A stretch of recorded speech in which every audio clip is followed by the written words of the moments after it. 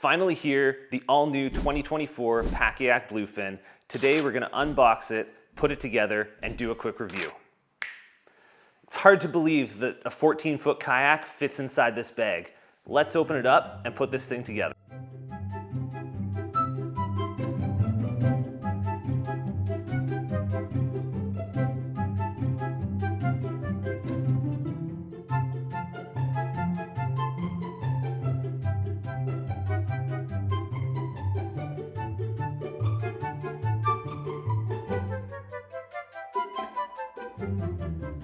So my first impression is that it's super easy to put together. It took just over 3 minutes, and it's virtually the same boat as last year's model, except it's 10 pounds lighter. The Pakayak is a 14'2" rotomolded boat that weighs in at 49 pounds. Let's walk through some of the features from bow to stern and see what's on this boat. On the front, we have a handle with a rubberized grip for easy carrying. Moving back, we have our reflective front deck lines and a watertight storage hatch. We have a set of front bungees for easy access storage for your safety kit or bilge pump. A nice big cockpit for easy entry and exit and adjustable foot pegs inside.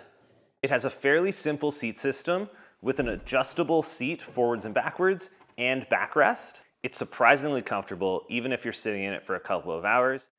Moving to the back of the boat, we have more bungee storage, a watertight storage compartment, and reflective deck lines on the back. At the very back, we have another handle for easy transportation, and it's outfitted for a rudder if you want to add one after. Now, one of the challenges with this boat is that there's a hard bulkhead right here. So I'm 6'2", and instead of using the foot pegs, I rest my feet on the bulkhead. For a taller paddler, it can be a little bit limiting. Let's flip this boat over and take a look at the hull design. So the first thing I notice when I look at this hull is that there's a very aggressive rocker on the front. This allows it to cut through the water nicely and plays well in waves. And then as we move to the stern, this side stays right in the water, almost acting as a pseudo skeg and allows it to track really, really nicely. The next thing I notice is this really nice 2-stage chine. It sits decently flat on the water while still tracking well, and there's a nice secondary edge for turning and edging. Lastly, where the sections of this boat connects, there is a little bit of a lip. I would expect this to create a lot of drag on the water. It didn't in last year's boat. We'll have to test this one out. Let's take a look at how this thing goes together.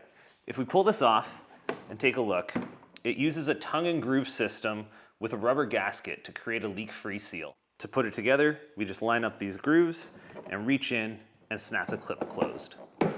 Each section has either 3, 4, or 5 clips, each with a 300-pound holding capacity.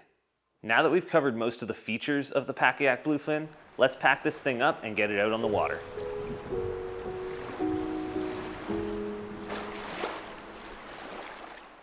All right, so we're out on the water in the new Pakayak, and my first impression is it feels the same on the water as last year. It tracks nicely. It's a fun boat to play in.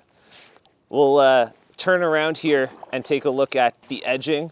So you'll notice it sits fairly flat on the water and has really good primary stability. But even if I lean into the edge a little bit, it wants to reject right about there. And it does that on either side. Gives you a good opportunity to edge and turn nicely, even though it's a nice long boat. So the one thing I'll mention again about this boat is I'm about 6'2". My feet are right against the bulkhead, and so anybody taller than me might be uncomfortable in this for an extended period of time. All in all, the boat's great, similar to last year. I don't find any drag coming from these ridges. It's nice and quick on the water. I would recommend this boat to almost anyone who's looking for a light touring boat that they can pack and store in their house or transport in the back of their vehicle. And as long as they're under 6'2", 6'3", they'd be very comfortable in this boat.